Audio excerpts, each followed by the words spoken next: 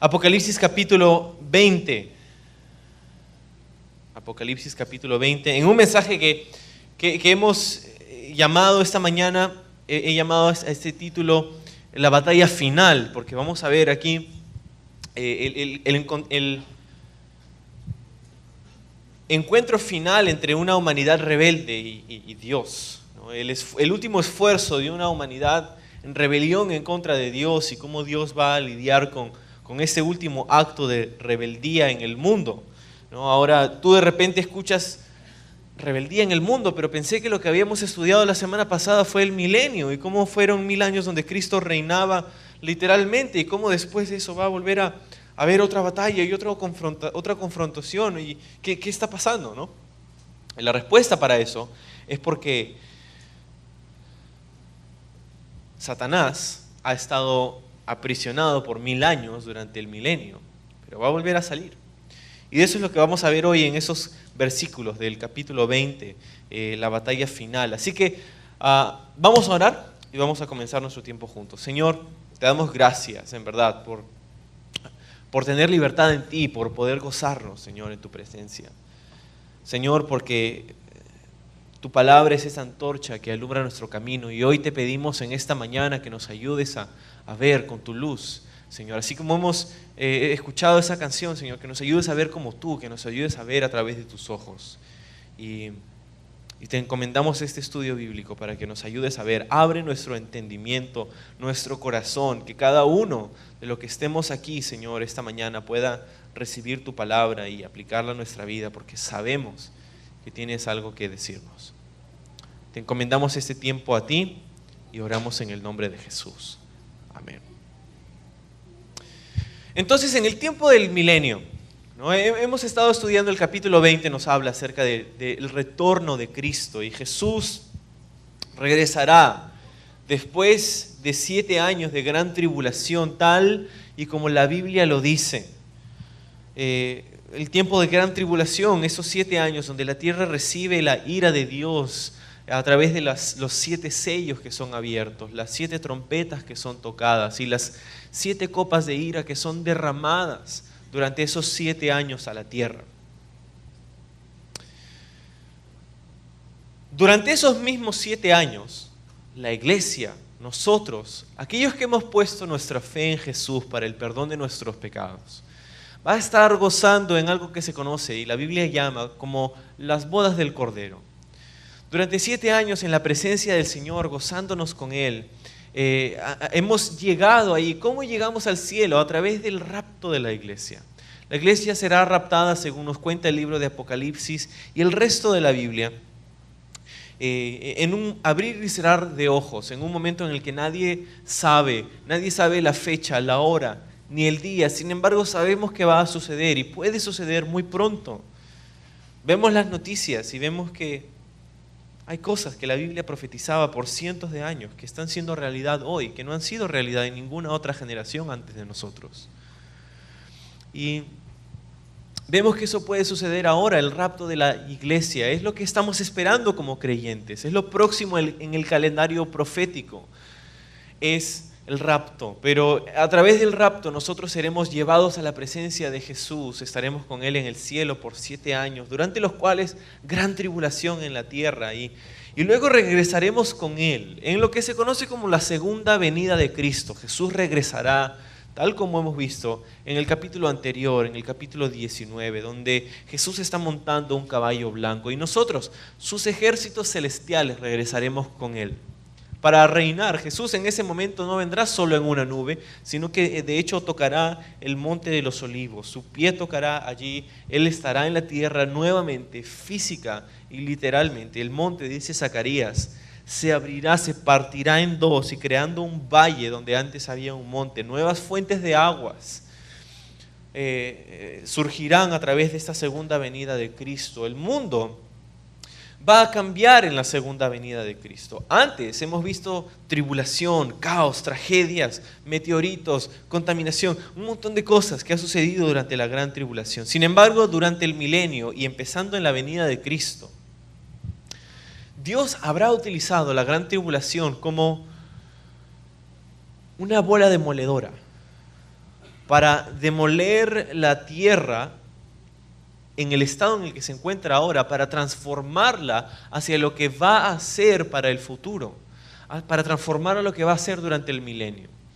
Durante esos 1000 años, Cristo va a reinar, como hemos dicho. Pero el mundo va a tener algunas condiciones diferentes. De hecho, hemos visto que Isaías profetiza que la gente va a vivir una vida prolongada. La gente va a vivir cientos de años, porque dice el libro de Isaías que aquel que muera a los 100 años va a ser considerado como un bebé, ¿no? Oh, pobrecito, no vivió nada, ¿no? De 100 años, ¿no? Entonces, lo que parece suceder durante el milenio a través de diferentes pistas que Dios nos da en la Escritura es que la tierra va a recobrar lo que perdió cuando el pecado entró al mundo. Va a recobrar lo que sucedió en el jardín del Edén. Esta creación va a permitir de nuevo la vida prolongada. Durante esos 1000 años, las condiciones del planeta van a cambiar. Lo más seguro es que tengamos un clima tropical como tenía la tierra antes de la caída del pecado. Y a través de la gran tribulación, Dios está reajustando, modificando la tierra para que tenga estas condiciones ideales que permitan la vida durante el milenio. Entonces, otra de las cosas que hace el tiempo del milenio tan genial, y por eso la vez pasada el mensaje se llamó Los años maravillosos, otra de las cosas que hace este tiempo tan impresionante es lo que dice el versículo 1 y 2 del capítulo 20. Lee conmigo, dice: vi a un ángel que descendía del cielo con la llave del abismo y con una gran cadena en la mano, y prendió al dragón, la serpiente antigua, que es el diablo y Satanás, y lo ató por 1000 años. Y lo ató por 1000 años. Satanás está puesto entonces en una prisión, está encadenado. Esto es lo que te decía, que hace genial ese tiempo del milenio, que Satanás está encadenado. No puede ir más a tentar, no puede ir más a engañar a las naciones. Y con él seguramente sus secuaces, los demonios, están aprisionados, están atados. Y mira el versículo 3, dice: y lo arrojó al abismo y lo encerró y puso sus sellos sobre él para que no engañase más a las naciones hasta que fuesen cumplidos 1000 años. Ahora, yo te dije al inicio, ahora hace un par de minutos, que lo que vamos a ver hoy día y el título de hoy se llama La batalla final. Y lo que va a suceder es que después de esos 1000 años la gente va a continuar en un último esfuerzo para pelear en contra de Dios. La batalla final. ¿Cómo puede ser eso? ¿Cómo va a suceder? Bueno, acompáñame en el versículo 7 esta vez, donde dejamos la vez pasada, la semana pasada. El versículo 7 del capítulo 20 dice: cuando los 1000 años se cumplan, Satanás, ¿qué dice? Será suelto de su prisión. ¿Cómo va a suceder esto? Bueno, uno de los grandes indicativos es que Satanás va a ser suelto de su prisión. Satanás estuvo por 1000 años encarcelado en esta prisión infernal, no el infierno, pero una prisión temporal por 1000 años, donde estaba ahí restringido, no podía hacer nada. No podía engañar, no podía tentar, no podía hacer nada. Pero la Biblia nos dice claramente aquí de que él va a ser puesto en libertad después de esos 1000 años. Ahora uno se pregunta, ¿por qué Dios pondría a Satanás en libertad nuevamente? ¿O es que alguien llegó y le dio una torta por su cumpleaños y había una lima adentro y comenzó a serruchar Satanás y se escapó? ¿No? Es que Satanás se escapó de la prisión y es como que un Harry Houdini, ¿no? Se comió la llave y de pronto ya no está, y se salió y se escapó. ¿Y cómo fue? Y Satanás después de 1000 años volvió a la libertad. ¿Y cómo es eso? Bueno, lo primero que tienes que saber es que Satanás no se escapó. Porque jamás de los jamases podría Satanás vencer a una disposición soberana que Dios ha dado sobre su vida. Satanás jamás podría ser más astuto, más sabio, más poderoso que Dios. Jamás. Entonces tienes que saber que si Satanás salió de esa prisión, no es porque se escapó. De hecho, déjame sugerirte que este era el plan desde incluso antes de que empiece el milenio. ¿Sabes por qué te digo esto? Porque lo que dice el versículo 3 nos lo dice. Lo arrojó al abismo, lo encerró, puso su sello sobre él para que no engañase más a las naciones, dice, hasta que fuesen cumplidos 1000 años. Y mira el final del versículo, y después de esto debe ser, ¿qué? Desatado por un poco de tiempo. Este versículo es antes del inicio del milenio, entonces lo que sabemos es que Dios tiene un plan. Entonces, lo primero que tienes que saber es que Satanás no se escapó, sino que Dios lo puso en libertad. Y lo puso en libertad porque Él tenía un plan. Ahora, ¿cuál será ese plan? Nuevamente, regresando a la pregunta, ¿por qué Dios pondría en libertad a Satanás? A la criatura más nefasta que existe. ¿Por qué Dios dejaría que salga nuevamente libre? La respuesta es en realidad sencilla, no es muy complicada.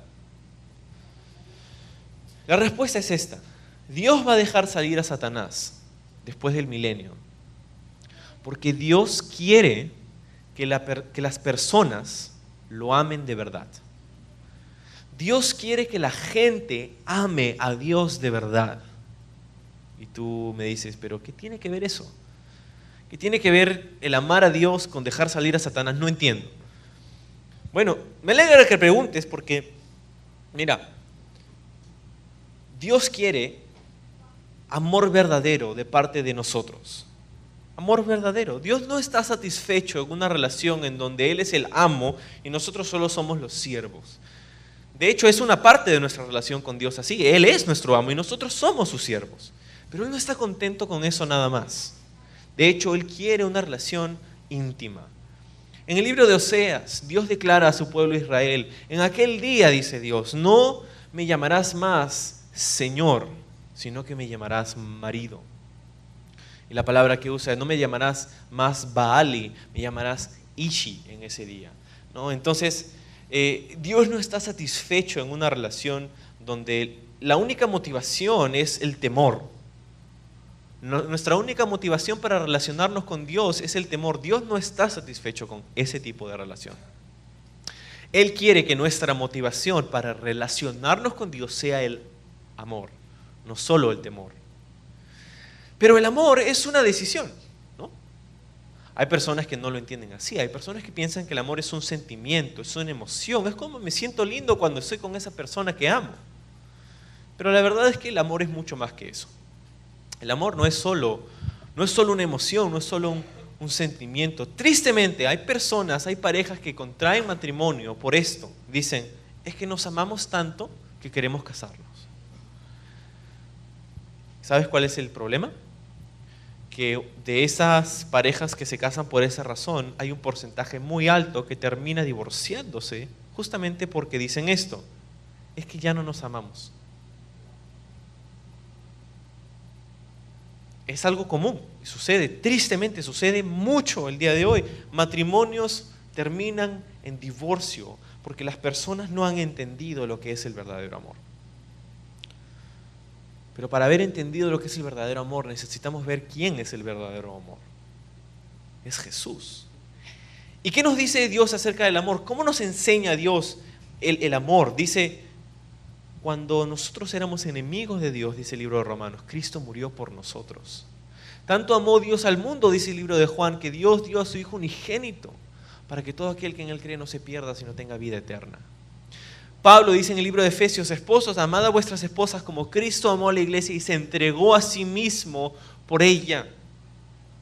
Lo que entendemos acerca del amor real es que es un amor sacrificial, es un amor voluntario, es un amor decidido, es un amor que actúa, no es solamente un amor que siente. El sentimiento, mira, Dios nunca ordena que tú te sientas de una u otra manera. Te vas a sentir feliz hoy día. No, Dios no ordena sentimientos. ¿Por qué? Porque Dios nunca tuvo la intención de que nuestros sentimientos sean nuestro Dios. Dios nunca tuvo la intención de que nuestros sentimientos o emociones sean nuestro director. Y hay personas que toman todas sus decisiones basadas en sus sentimientos. Hay personas que deciden qué carrera estudiar, con quién casarse, cuándo tener hijos, cuándo no hacerlo, qué hacer, cuándo irse de viaje. Todas las decisiones de su vida las basan algunas personas en sus emociones. Y si me divorcio es porque me siento así, y si hago esto es porque me siento asá. Y entonces nuestras emociones a veces, si no tenemos cuidado, van a ser nuestro amo, nuestro director. Y Dios nunca tuvo la intención de que nuestras emociones sean eso en nuestra vida. Sin embargo, Dios nos dio emociones. Imagínate una vida sin emoción, sería, por definición, sería aburrida, ¿no? Sería horrible. Imagínate sin tener la habilidad de disfrutar un chiste. O sea, bueno, de repente algunos, ¿no? Lo experimento yo a veces los domingos. Pero mira, una vida sin emoción sería una vida aburrida, triste, fría. Sería muy diferente. Entonces podemos decir que Dios nos dio emociones para disfrutar la vida, no para direccionar o guiar nuestra vida. Las emociones Dios nos las ha dado para que disfrutemos el vivir.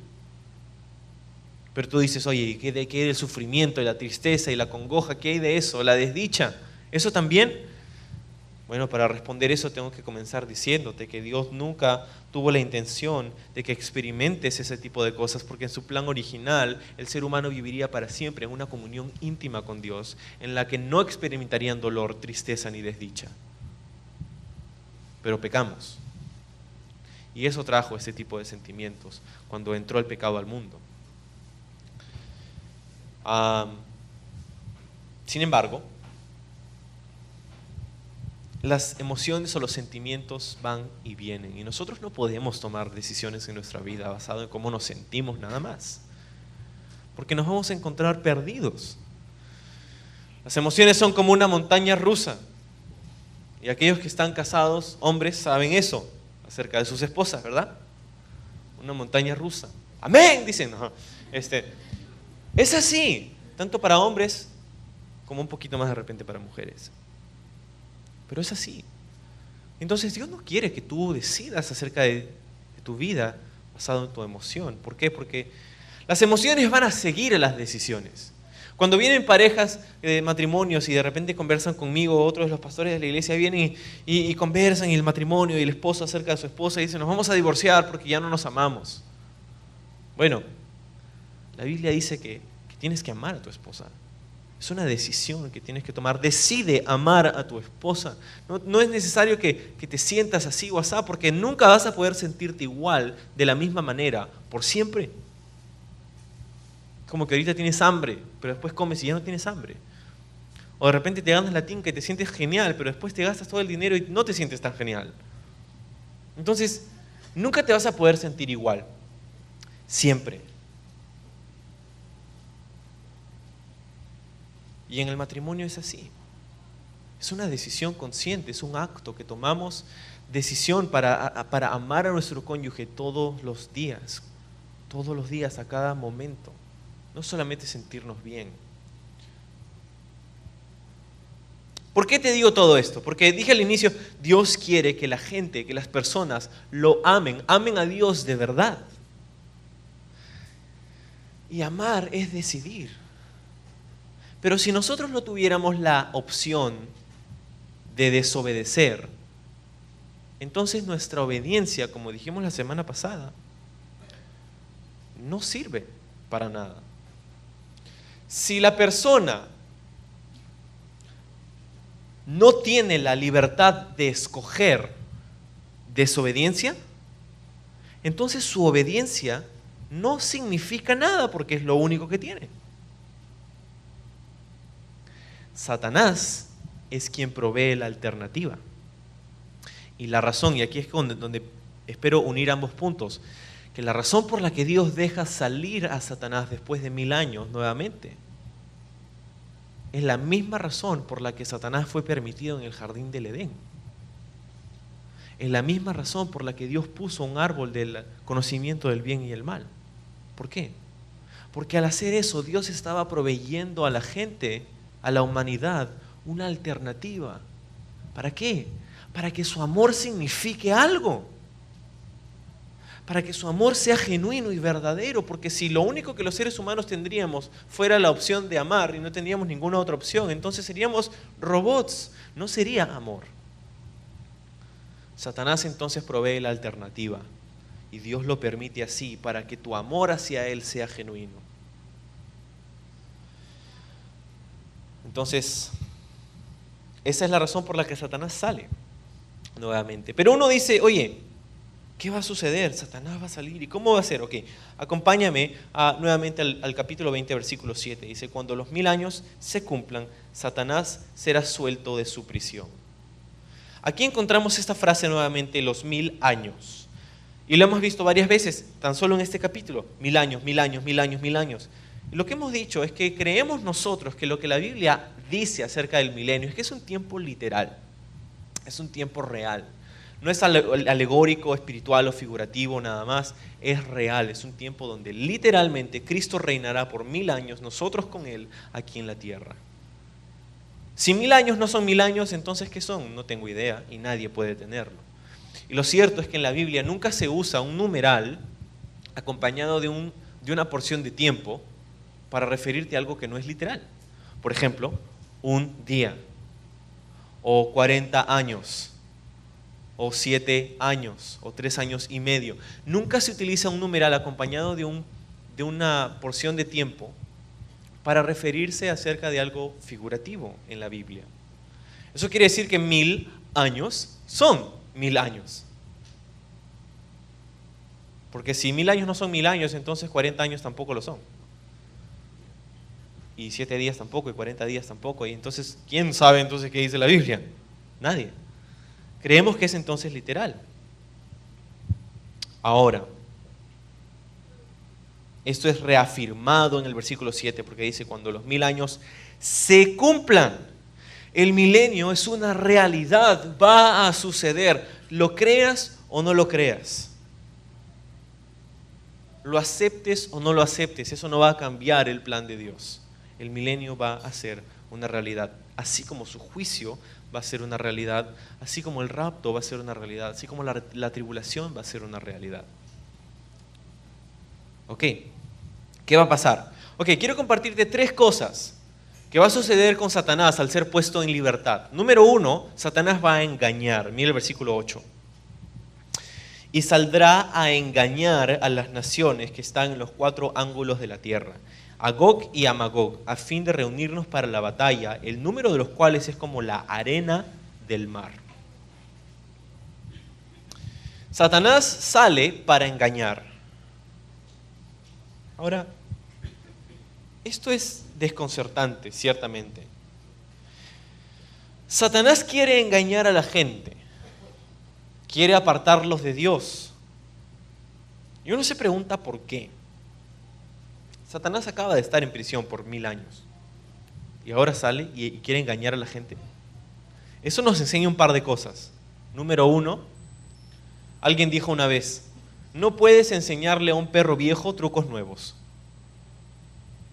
Y eso es lo que sucede con Satanás. 1000 años en la cárcel y sale y hace lo mismo que hizo por lo que fue puesto en la cárcel. Sale a engañar. Podríamos decir, nadie puede enseñarle a un dragón viejo trucos nuevos. Satanás tiene pocos trucos en su libro. ¿Sabes qué es lo trágico? Que la gente cae y cae y cae y cae. Satanás tiene un par de jugadas nada más. Pero ignoramos cuáles son esas tácticas, ignoramos cuáles son esas estrategias y la gente cae redondita. Por miles de años la gente ha caído redondita. Y es triste y Dios no quiere que caigamos redonditos en los trucos de Satanás. Por eso nos ha dado su palabra.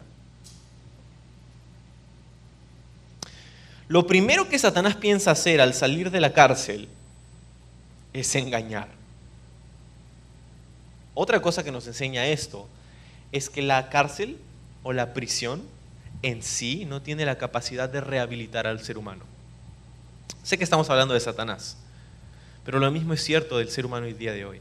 No es que estoy en contra de las cárceles ni de los sistemas de justicia que tenemos en nuestro planeta, pero lo cierto es que ninguna cárcel humana, ni obviamente espiritual, tiene el poder de cambiar el corazón de la persona. ¿Sabías que de las personas que sirven tiempo en prisión, un porcentaje muy alto de ellas, al salir de la prisión, salen para regresar en tan solo aproximadamente 3 años? Muchos de los que sirven tiempo en prisión salen en libertad y en 3 años regresan, y típicamente por el mismo crimen. La prisión en sí no tiene la capacidad de cambiar a la persona. El castigo en sí no tiene la capacidad de cambiar el corazón del ser humano. Solo Dios tiene esa capacidad.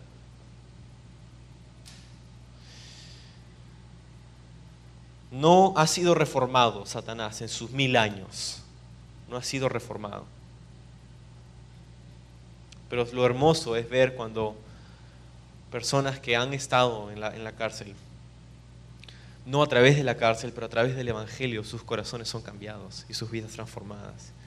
Es un testimonio maravilloso. Y Dios lo puede hacer, y Dios lo sigue haciendo el día de hoy. Pero,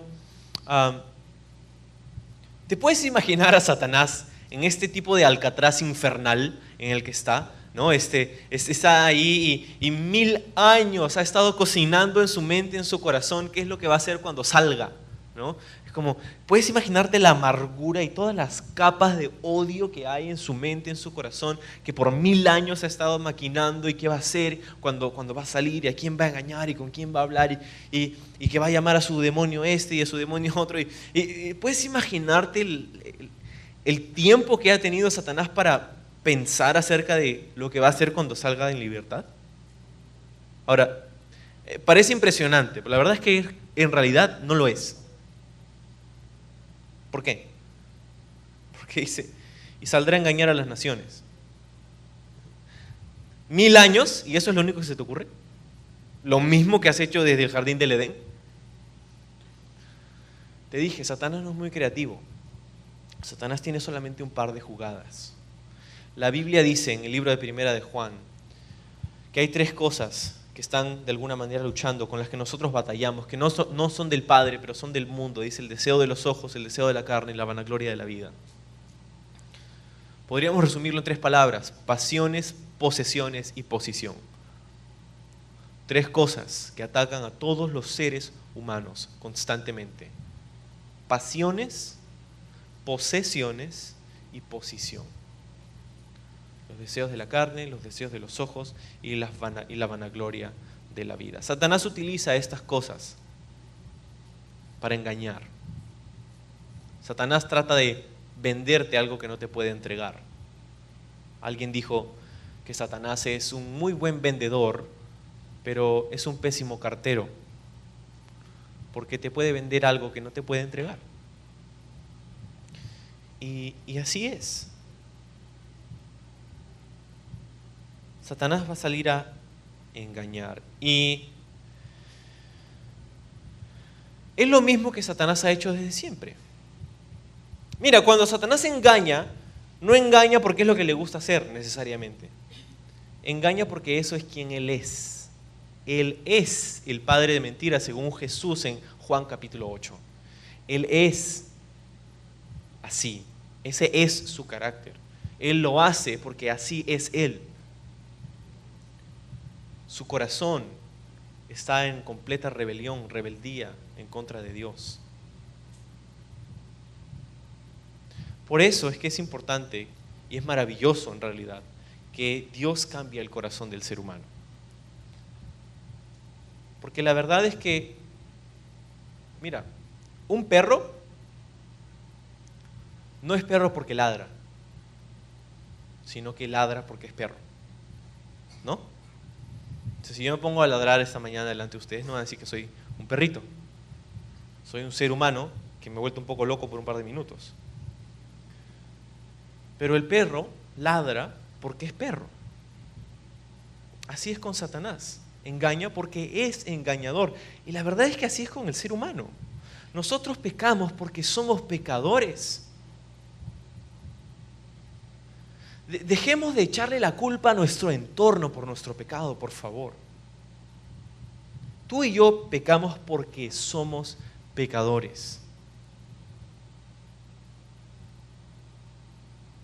Pero la verdad es que Dios nos hace santos. Jesús cambia nuestro corazón.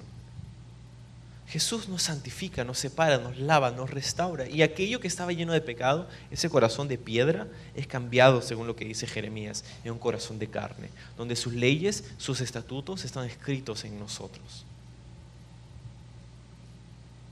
Y el Señor nos cambia de adentro hacia afuera. Y entonces tienes obras de justicia en Cristo porque eres justo en Cristo.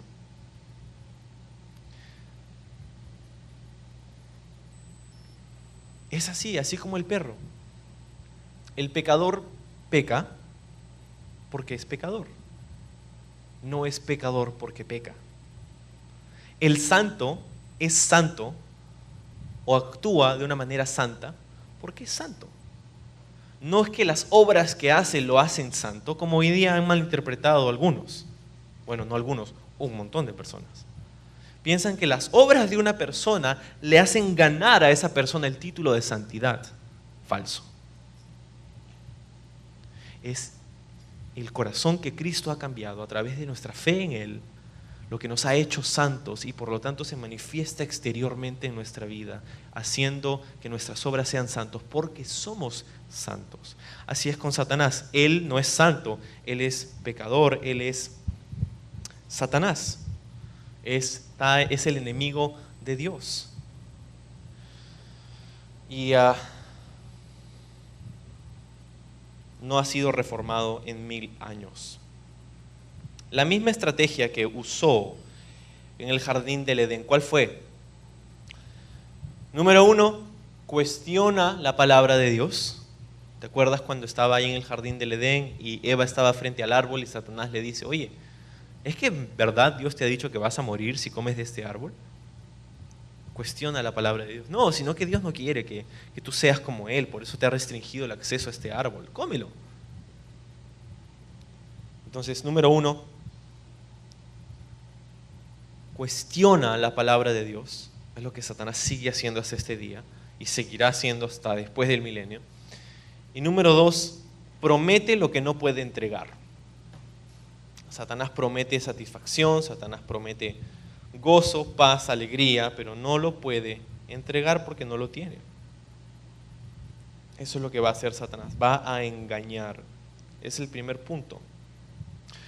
Y quiero decirte, va a ser exitoso al hacerlo, al final del milenio. Va a ser exitoso. Mira el versículo 8. Saldrá a engañar a las naciones que están en los 4 ángulos de la tierra, Gog y Magog, a fin de reunirlos para la batalla, el número de los cuales es como la arena del mar.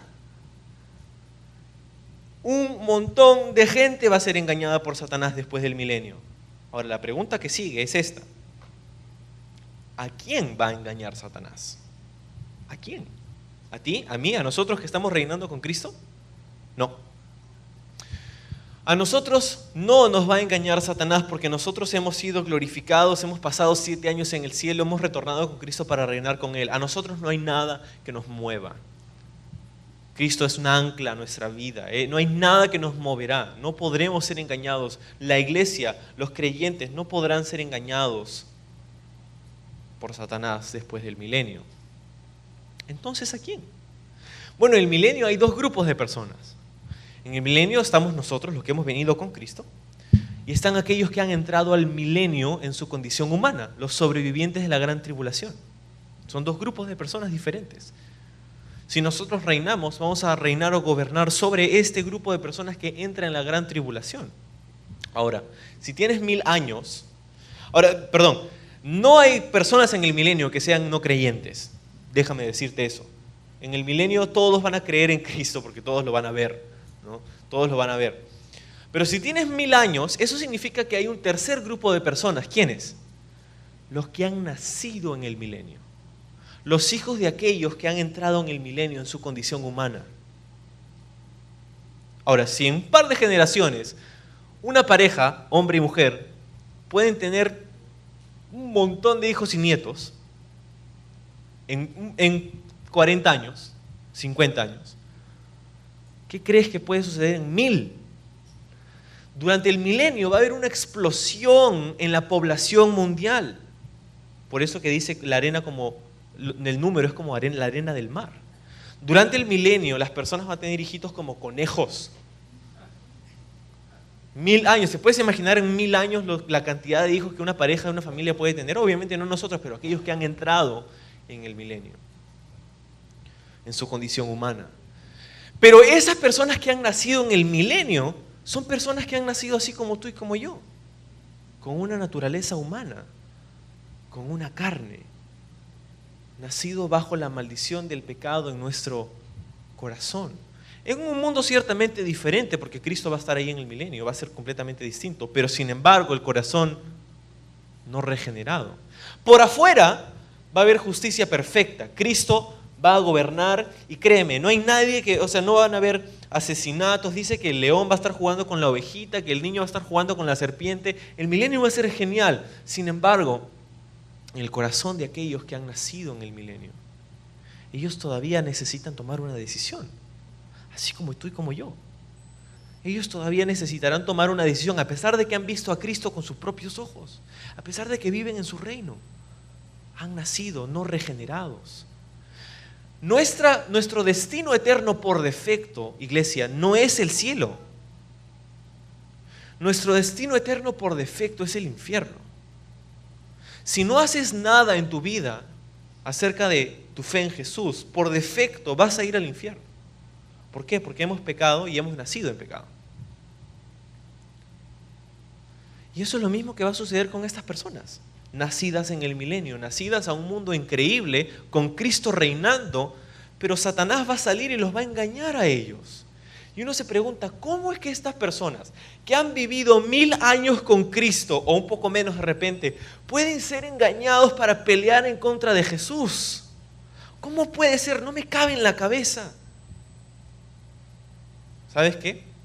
La misma pregunta te puedes hacer acerca de las personas que pusieron a Cristo en una cruz en su primera venida. ¿Cómo personas que veían a los ciegos ver, a los mudos hablar, a los cojos caminar, a los muertos levantarse, poner a ese Jesús que sanaba a la gente de ciudad en ciudad en una cruz? ¿Cómo puede ser? No me cabe en la cabeza. Pero sucedió, ¿no es así? Y va a suceder después en el milenio. Y mira, y la pregunta podríamos hacérnosla acerca de este día, hoy. ¿Cómo personas que conocen la verdad, que pueden ver, que pueden experimentar, que pueden saber y entender que Dios los ama tanto, pueden rechazar a Dios el día de hoy? No me cabe en la cabeza. Y aquellos que conocemos la verdad, no nos cabe en la cabeza cómo alguien puede rechazar a Cristo. No lo entendemos por qué, pero sucede. ¿Y por qué? Porque la rebelión y el rechazo a Cristo, el rechazo al Evangelio, no es un rechazo intelectual, es un rechazo emocional. La persona que decide rechazar el mensaje del Evangelio no tiene un problema intelectual. Nosotros no tenemos ningún problema con el intelecto. Tenemos una fe lógica, histórica, cierta. El problema es un problema emocional, siempre. Porque vemos aquí esta evidencia que al final del milenio las personas van a haber visto a Cristo y van a pelear en contra de Él al final. A pesar de la evidencia, rechazando la evidencia. Entonces es un problema del corazón, no es un problema de la mente. Y así es el día de hoy. No importa las palabras que puedan decir, no importa el tipo de cosas que puedan argumentar, siempre es un problema del corazón.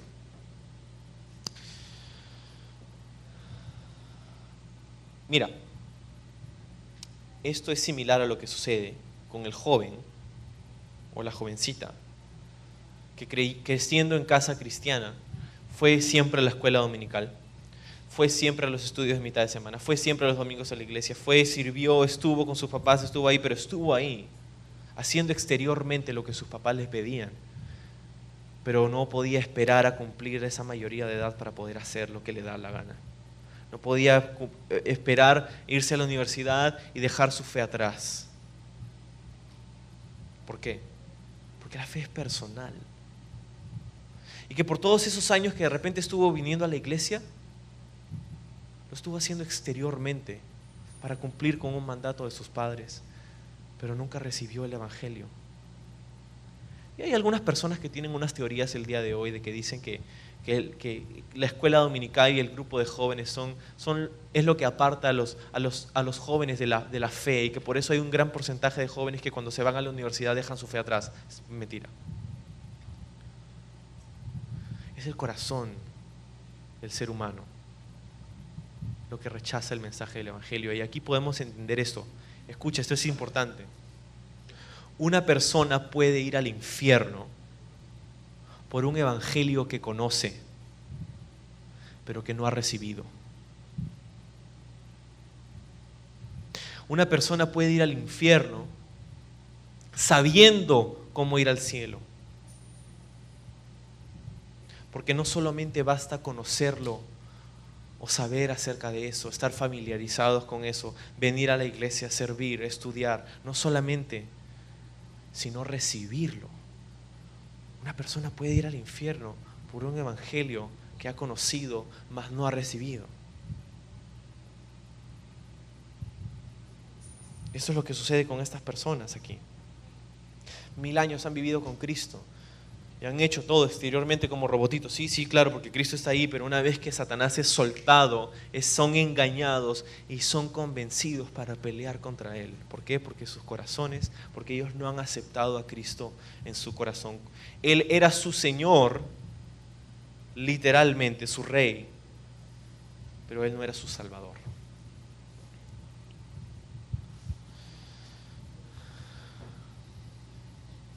Satanás entonces provee, como dijimos hace un momento, la alternativa. La alternativa. Y la gente va a ser engañada. Ahora, nuevamente, uno se dice, oye, ¿cómo una persona puede ser engañada hasta este punto, tan ciegamente? Mira, te quiero explicar acerca de lo que sucede con el pecado.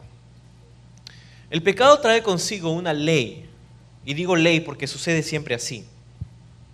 Esta ley se llama la ley de la disminución de la recompensa. La disminución de la recompensa.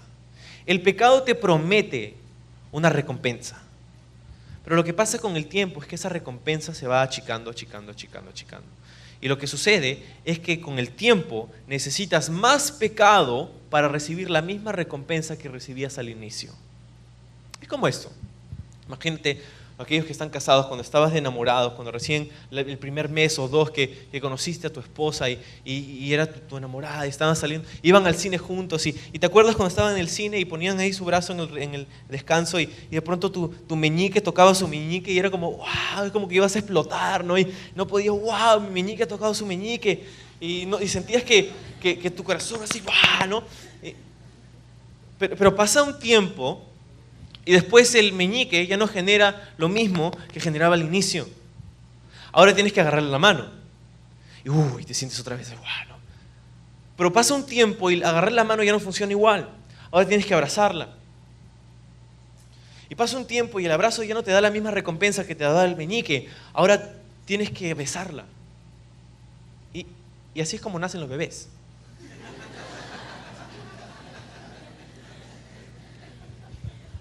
¿Por qué? Por la ley de la disminución de la recompensa. ¿Cómo crees que una persona muere por sobredosis? Porque al inicio, esa pastillita, o ese cigarrito, o ese tronchito, o ese lo que sea que se hayan metido para volar, o esa copita de alcohol, generaba una recompensa increíble. ¡Wow! Y fíjate, el pecado es divertido. No sé si has escuchado, no sé qué te van a decir en otras iglesias, pero el pecado es divertido. Si no fuera divertido, nadie lo haría. El pecado es divertido, pero el problema es que el pecado es divertido solo por un tiempo. Y lo que pasa con esto es que la misma droga que antes te daba un viaje increíble, pasa un tiempo y ahora necesitas más de esa droga para recibir el mismo viaje. Y pasa el tiempo así y necesitas más y más y más y más hasta que terminas teniendo que consumir todo esto para recibir el mismo tipo de recompensa que recibías antes con una sola pastillita. ¿Por qué? Por la ley de la disminución de la recompensa. Así es que la gente muere por sobredosis, porque siempre el pecado demanda más y más y más y más. Así es con la lujuria, con la pornografía, así es con el pecado. Necesitas entender esto, porque a veces pensamos que cuando somos cristianos ya como que hemos sido librados. No, el mundo va a tratar de volver a envolverte en ese patrón que tiene. Volver a idear filosofías para que tú pienses que necesitas esas cosas que Dios llama pecado. Déjame tratar de sacar un poco de esa tiniebla, de esa neblina que a veces tenemos y pensamos equivocadamente acerca del pecado. El pecado jamás te va a llevar a algo bueno. Puede ser divertido, sí, pero la Biblia dice que es un deleite temporal. Hay mucha diversión que puedes tener pecando, no me malinterpretes, hay un montón de cosas que puedes hacer para divertirte pecando, pero eso no te va a ir a ningún lado. Porque al final vas a necesitar más de eso para recibir la misma diversión, la misma recompensa. Y al final vas a terminar mal. Porque la recompensa del pecado es la muerte, según la Biblia. Entonces, versículo 9 dice: y subieron sobre la anchura de la tierra y rodearon el campamento de los santos, la ciudad amada, y de Dios descendió del fuego. Perdón, dice, ahí nomás. Subieron a la anchura, dice, de la tierra. Okay. Si regresamos un pasito atrás, si regresamos al versículo 8, hemos visto una frase curiosa allí, ¿no? Dice que saldrá a engañar a las naciones que están en los 4 ángulos de la tierra, a Gog y Magog. Gog y Magog. Gog y Magog, ¿qué cosa es Gog y Magog? Bueno, estos son nombres que aparecen en la Biblia en otras ocasiones. La primera vez que aparece la palabra Magog en la Biblia es en el libro de Génesis, capítulo 10, versículo 2. Y Magog era uno de los nietos de Noé.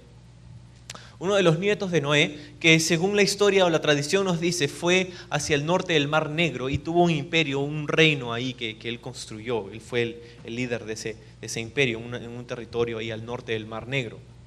Ahora, Gog y Magog es una frase que aparece nuevamente en la Biblia en el libro de Ezequiel, capítulo 38 y 39. El libro de Ezequiel nos cuenta que Gog y Magog son 2 ejércitos de 2 naciones que vendrán para atacar a Jerusalén. Eso es lo que entendemos en Ezequiel, Gog y Magog. Ahora, hay algunos que piensan que lo que dice Ezequiel en capítulo 38 y 39 y lo que dice Apocalipsis aquí en el capítulo 20 son 2 narrativas de un mismo evento. Que la batalla de Gog y Magog son una misma cosa en Ezequiel y en Apocalipsis. Hay algunas similitudes, hay algunas cosas que son relacionadas, ¿no? Como la misma frase, Gog y Magog, ¿no? Nosotros pensaríamos que se trata de lo mismo, porque hay algunas similitudes, son ejércitos que van a pelear en contra de Jerusalén. Sin embargo, hay diferencias considerables y diferencias por las cuales yo pienso y te sugiero que no son la misma batalla, que en Ezequiel y en Apocalipsis se habla de 2 batallas completamente diferentes. ¿Por qué? Porque cuando lees Ezequiel, dice que este ejército de Gog y Magog viene a Jerusalén solo a través del norte. Pero cuando vienes a Apocalipsis, dice que vienen de los 4 ángulos de la tierra. Esa es una frase para hablar acerca del norte, sur, este y oeste. Entonces en Apocalipsis los ejércitos vienen de todas partes de la tierra. En Ezequiel son solamente del norte. No solamente la posición de los que atacan es la diferencia, sino que número 2, el tiempo de la batalla. En Ezequiel, lo más probable es que esa batalla se dé antes de la gran tribulación.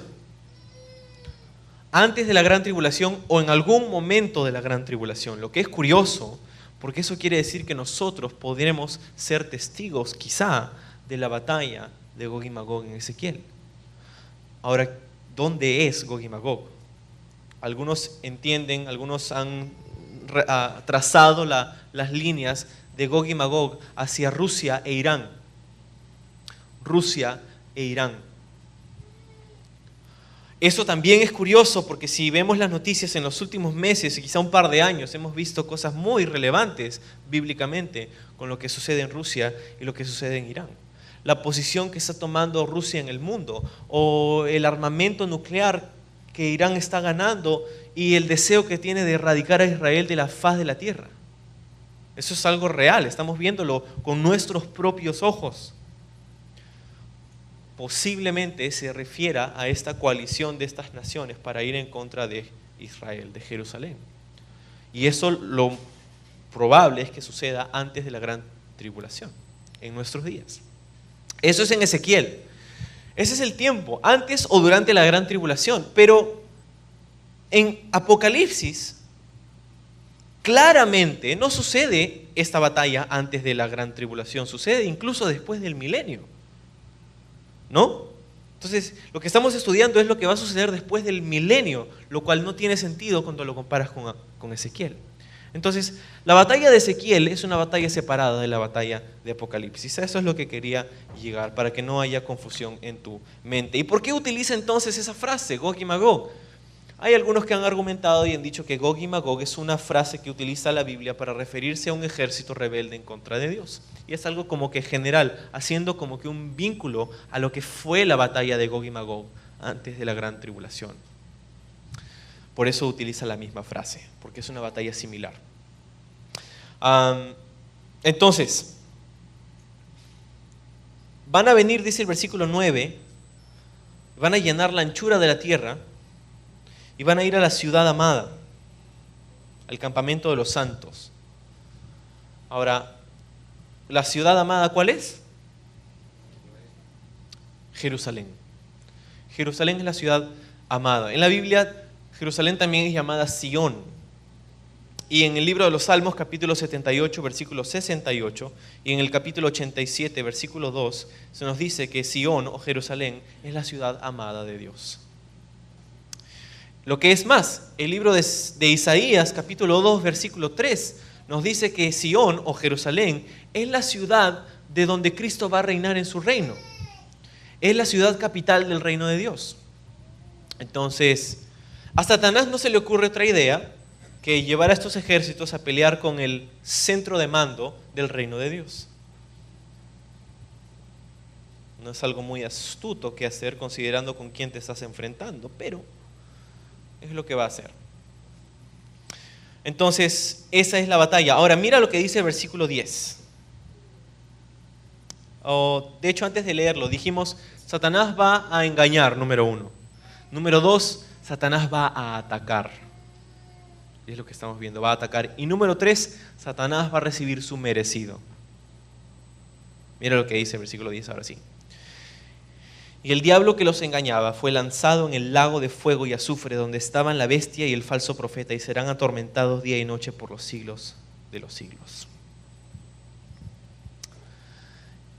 Satanás va a recibir su merecido. En un solo versículo, lo que para mí es casi paradójico. En un solo versículo, Dios nos muestra el fin de Satanás. Nunca más Satanás va a ser un problema, jamás. En un versículo, Dios nos habla acerca del fin de esta nefasta criatura. En un solo versículo. Ahora estaba pensando en estos días, ¿no? Estudiando este pasaje, ¿no? Y acerca de qué título iba a poner al mensaje, al estudio de este domingo. Y estaba entre dos, ¿no? Uno era el que salió ganador y otro era el fin de Satanás, porque es lo que vemos en estos versículos, ¿no? El fin de Satanás. Y aquí es donde Dios le da su merecido. Ahora, algunos que piensan que cuando Satanás vaya al infierno, va a ser como que, así como Dios tiene su reino, Satanás va a tener su reino, y su reino va a ser en el infierno. Hay algunos que piensan eso, que Satanás es como que el rey del infierno, y tiene sus demonios que le dan así uvitas, ¿no? Y entonces, algunos piensan eso, pero déjame deshacerte de esa idea, porque la Biblia dice que es un lago de fuego que arde con azufre. Ese es el infierno. Y en el infierno no hay ningún rey, solo hay prisioneros. Satanás no es ningún rey del infierno, no es el rey del inframundo. Satanás es simplemente un prisionero, y quizá el prisionero que va a recibir el peor de los castigos. No tiene ningún privilegio Satanás en el infierno, por favor. Ninguno, cero, nada de privilegio. Ahora, este versículo nos habla también acerca de algunas cosas con relación al infierno. Hemos mencionado esto antes, pero necesitas saber y recordar quizá que el infierno no es un lugar que fue creado para el alma del ser humano. Dios nunca creó el infierno para poner al ser humano ahí. En Mateo capítulo 25, Jesús nos dijo que la razón por la que el infierno existe es para albergar por la eternidad a Satanás en un lugar de tormento eterno. Es para Satanás y los demonios, no es para el ser humano. Sin embargo, si tú estás así de determinado para ir al infierno eternamente, Dios va a permitir que vayas. Dios no envía a nadie al infierno. Uno se envía solo. Pero así como Dios no envía a nadie al infierno, Dios tampoco obliga a nadie al cielo. Créeme, cuando estemos en el cielo no vas a ver a ninguna persona que va a estar así con los brazos cruzados. Quería ir al infierno y ¿qué hago acá? No vas a ver a nadie así. Porque Dios no va a obligar a nadie a ir al cielo. ¿Por qué? Porque se trata de una decisión, hemos dicho. ¿Y sabes qué es lo casi increíble? Es que este tiempito que tienes aquí en la tierra es el tiempo donde Dios te da la opción de decidir. Una vez que tu tiempo en la tierra termina, una vez que mueres, ya tu decisión está tomada y solamente es sellada. La muerte lo único que hace es sellar tu decisión acerca de tu destino eterno. Eso es lo que hace la muerte.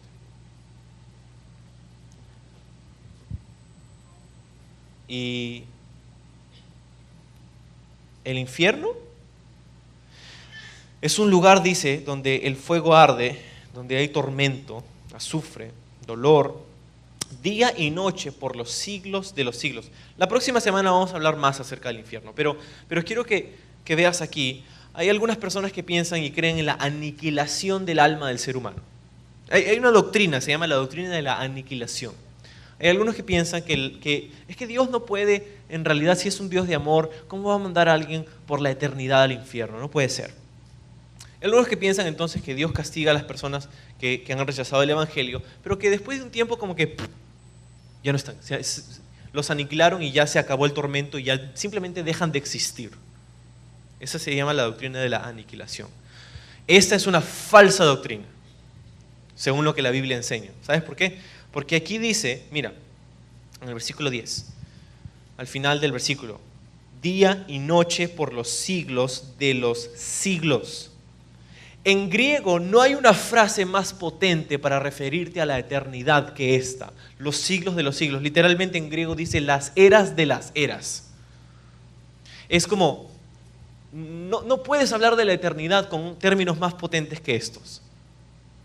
Claramente la Biblia enseña que el infierno es un lugar de tormento eterno, sin fin. Ahora, si tú tienes problemas con eso, en realidad, con mucho cariño, no es mi problema. Porque, mira, en realidad lo que tú y yo pensamos no cambia a Dios. Y si tú tienes problemas creyendo que Dios puede permitir que una persona vaya al infierno por la eternidad, arréglatela con Dios. Pero su palabra dice así, y es una verdad que crees o desechas. Tú lo decides, pero ahí está en su palabra. Ahí está en su palabra. Ahora, lo que importa no es lo que tú y yo creemos necesariamente acerca de lo que Dios dice aquí. Lo que importa es lo que Dios declara, lo que Dios dice en su palabra. ¿Y tú lo crees o no? Otra cosa acerca del infierno. Aquí, después de 1000 años, las puertas del infierno son abiertas nuevamente para dejar entrar a Satanás. Ahora, vemos aquí, después de 1000 años, cuando las puertas del infierno se abren nuevamente, que ahí, dice el versículo 10, estaba la bestia y el falso profeta, que dicho sea de paso, es el anticristo y el falso profeta, que dicho sea de paso, son seres humanos. Están ahí. 1000 años después están ahí todavía. No es que se aniquilaron, que después de 1 año o 2 ya no están, no. Siguen ahí. Y el tormento es eterno. Entonces esta doctrina de la aniquilación no es una doctrina bíblica. Es por esto que tenemos que tener tanto cuidado para asegurarnos de no ir a ese lugar. Porque va a ser horrible. Y va a ser horrible para siempre. Pero tú y yo hemos sido creados con libertad. Tú has sido creado como un ser libre. Tú tienes libertad de decidir, de escoger. Dios te ha hecho a su imagen, a su semejanza. Sin embargo, nosotros hemos usado esa libertad para alejarnos de Dios. Tú tienes la libertad de escoger a Dios o rechazarlo. Ahora, Satanás, hemos dicho, provee la alternativa. Pero es interesante acerca de la libertad. ¿Sabes por qué? Porque es la misma libertad que la persona usa para alejarse de Dios la que lo va a llevar a estar cautivo y preso de su pecado. Es loco. La misma libertad que una persona usa para rechazar a Dios es la misma libertad que va a llevar a esa persona a la perdición. ¿Cuál es entonces la verdadera libertad? Jesús dijo que aquel que el Hijo haga libre será libre. Jesús dijo que conoceréis la verdad y la verdad os hará libres. Jesús dijo que el Espíritu Santo nos llevaría a la verdad. Jesús dijo, ¿la verdad nos hará libres? Y entonces, ¿quién es la verdad? Jesús dijo, yo soy el camino, la verdad y la vida, y nadie llega al Padre sino es a través de mí.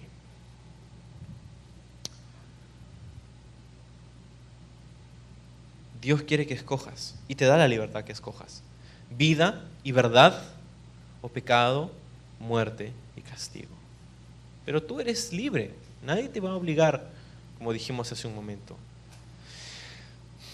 Sin embargo, si tú usas tu libertad para aceptar a Dios, para arrepentirte de tus pecados, para poner tu fe en Jesucristo, entonces Dios te va a hacer verdaderamente libre. Y por eso Jesús dijo, será libre en verdad, será verdaderamente libre. ¿Por qué? Porque te va a librar del pecado eso. Verás, a través de Jesús, Dios nos libra del pecado. ¿Cómo así? En 3 aspectos, pasado, presente y futuro. Dios nos libra en el pasado del pecado porque Cristo murió para justificarnos. Podríamos decir que en el sacrificio de Cristo, Dios nos libró de la penalidad del pecado. Nuestra penalidad por haber pecado la recibió Jesús. En el presente, Dios nos libra del pecado a través de lo que se conoce como la santificación. Y cada día nos está librando. Y esto nos está librando del poder del pecado. Estamos siendo librados del poder del pecado a través de la santificación, a través del poder del Espíritu Santo en nuestra vida. Y en última instancia, en el futuro seremos librados no solo de la penalidad ni del poder, sino también de la mera presencia del pecado. Dios nos va a librar de la presencia del pecado cuando estemos en lo que se conoce como la glorificación, después de esta batalla. Mira lo que dice ahora sí el versículo 10. ¿Cuál es el merecido de esta multitud? Versículo 9, al final. De Dios descendió fuego del cielo y los consumió. La batalla final en realidad no es ninguna batalla. Todos estaban así, ya, vamos a pelear contra Dios. Y Dios, se acabó. Nada más. Esa es la batalla final. Un poco decepcionante para el título, ¿no? Que la batalla final y ya no hay nada más, ¿no? Pero así va a suceder porque Dios va a mostrar allí su justicia y su juicio. El hecho de que hay una multitud que se rebela en contra de Dios al final del milenio revela la realidad de la condición humana. Tú y yo necesitamos la intervención de Dios en nuestra vida. Y tú puedes decidir aceptar esa intervención de Dios en tu vida. Vamos a orar.